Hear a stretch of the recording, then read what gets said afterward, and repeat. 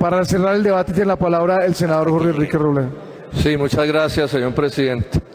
Por razones del tiempo, pues no hay cómo ampliar las cosas, pero resumo diciendo que me ratifico en todo lo dicho.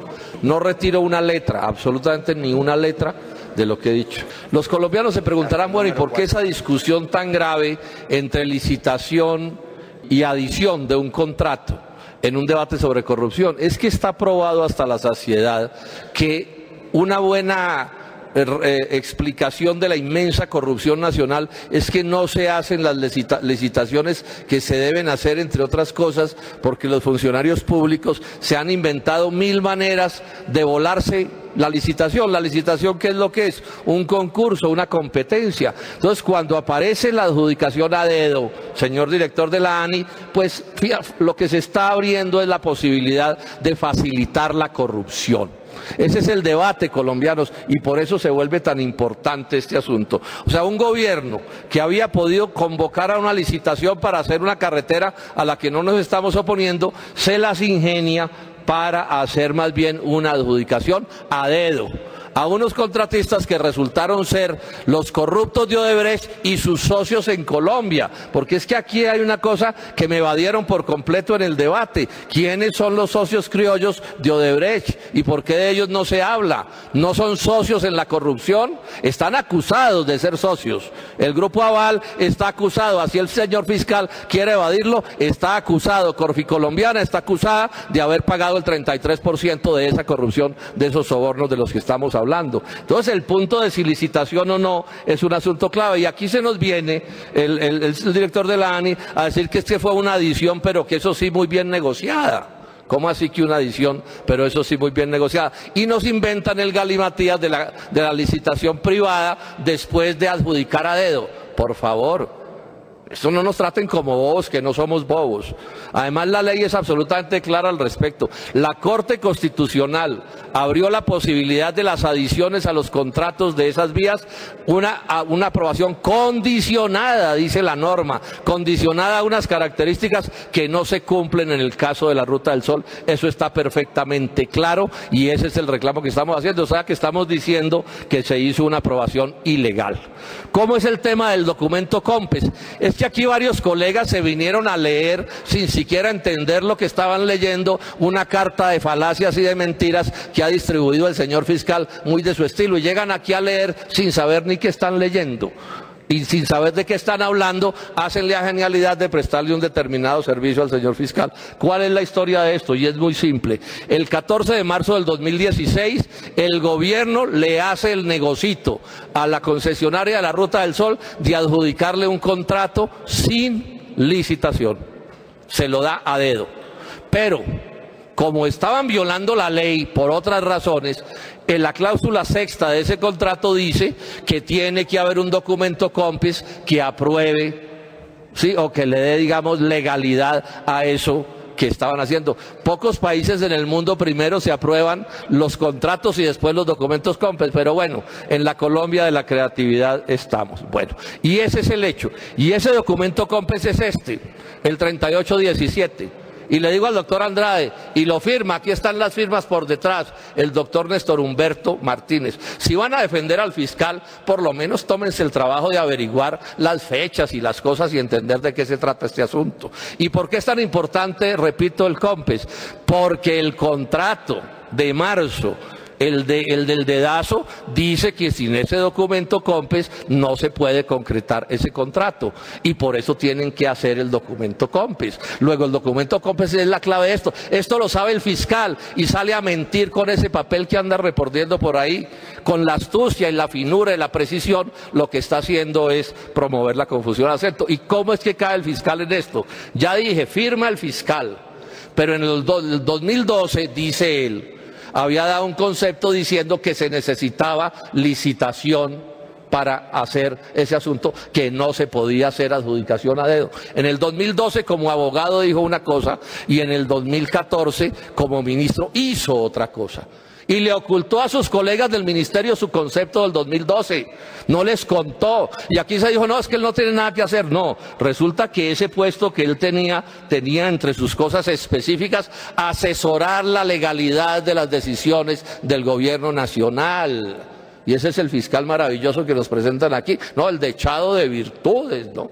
Sí, tan virtuoso. Y ahora, claro, ya compró la baratija de la supuesta licitación privada, tan astutos, ¿no? Entonces adjudican a dedo y al que le dan el premio, entonces después saca una rifa para unos tubos y entonces ya hicieron la licitación privada. Ni bobos que fuéramos, señor director de la ANI, no. Es que no son las formas de las cosas, es el fondo del asunto. Es el fondo del asunto del que estamos hablando y eso ustedes no lo cumplen. Porque en Colombia además se ha vuelto una norma el abuso de los funcionarios públicos de eso que se llama la presunción de legalidad de las decisiones.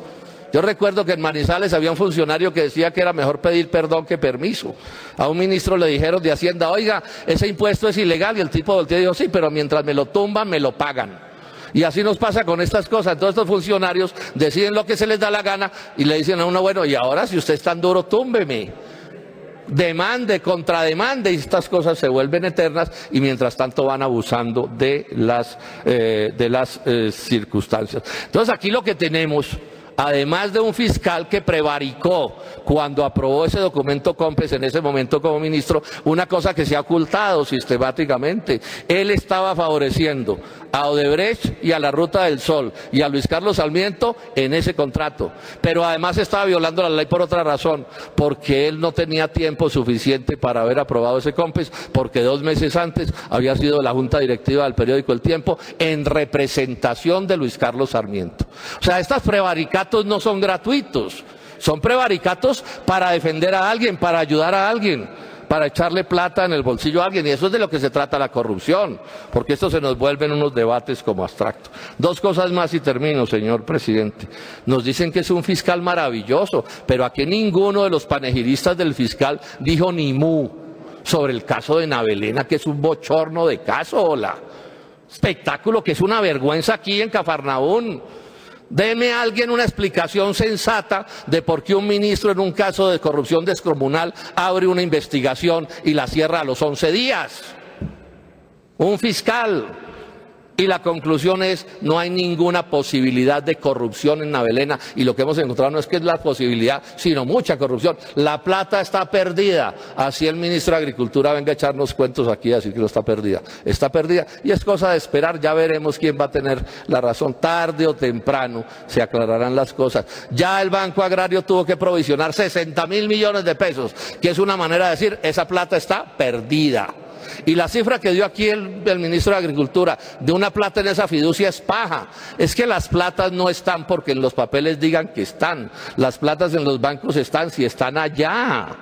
Entonces un papelito dice que es que hay no sé cuánto. Y yo pregunto, ¿y si la plata que dice el ministro de Agricultura es cierta, por qué no han pagado? ¿Por qué no han pagado? Están corriendo intereses de mora sobre 120.000 millones. Es un billete. Y si la tienen, ¿por qué no la pagan?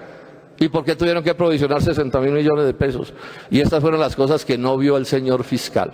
Un fiscal que, repito, está untado hasta el alma. Aquí podrán decir lo que quieran del personaje y en parte lo dicen porque le tienen miedo, físico miedo, porque en Colombia los organismos de control en el mundo de la política se les tiene miedo a contralorías, a procuradurías y a fiscalías, pero no tienen la razón en lo que están diciendo. Por último es esto. Se irritan porque yo digo que es una corrupción sistémica. Es sistémica, es demasiado grave, estamos por encima del promedio mundial de corrupción. Aquí hay organizaciones criminales haciendo política, no digo que cada político esté en eso, pero esa es la realidad. Hay un sistema perverso de hacer política, el clientelismo, la corrupción, la mermelada, todos sabemos que es así. Y eso beneficia a unos cuantos dirigentes políticos y a un sector de la empresa privada que tiene como negocio beneficiarse de esa corrupción. Eso es historia patria. Entonces el Polo dice, y el Partido Verde dice, es una crisis sistémica. Entonces arrancan a ver cómo nos montan el cuento de que todos somos iguales.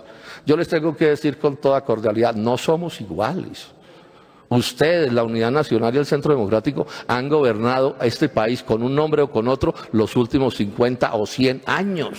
Y aquí hay unos que hemos estado en la oposición toda la vida. Y entonces no somos iguales, no somos iguales. Me da pena, pero no. Cuando el Polo Democrático Alternativo nace en Colombia, en este país la corrupción pululaba. Los acuerdos del Frente Nacional no fueron con nosotros. Los acuerdos del Frente Nacional son con los partidos tradicionales. Y un día, si quiere, doctor Uribe, si lo veo, que lo veo tan nervioso, hagamos un debate sobre esto. Bueno, o molesto, como quiera. O que lo veo simplemente, le estoy diciendo. Cuando quiera hacemos un debate todo dedicado a esto. Pero aquí no nos van a meter el cuento. Si todos somos iguales, ¿por qué no entramos al gobierno de Álvaro Uribe? Si todos somos iguales, ¿por qué no entramos al gobierno de Juan Manuel Santos? Porque no somos iguales. Pero ¿cuál es el problema de que seamos desiguales? O ahora nos van a meter el cuento de que todos somos iguales. No somos iguales. Miren las votaciones que suceden aquí. No somos iguales. No somos iguales en el libre comercio. No somos iguales en las privatizaciones. No somos iguales en tantas cosas. Esa es la realidad. Yo se los digo con toda cordialidad, pero esa es la realidad. No somos iguales. No somos iguales. Así haya cosas en las que en un momento dado podamos coincidir. Y en este tema no somos iguales. No tenemos el mismo origen. No venimos del mismo árbol político. No venimos del mismo árbol político. Ustedes vienen de la tradición liberal conservadora, todos. Nosotros no. Nosotros somos de una tradición de ruptura con esos puntos de vista. Y estamos disputándonos la orientación del país, pero no nos la vamos a disputar con seriedad si nos echamos el cuento de que todos somos iguales, porque de pronto en algo podamos coincidir o algo determinado haya pasado. Muchas gracias, señor presidente. Pienso que las garantías para el debate fueron suficientes. Muchas gracias.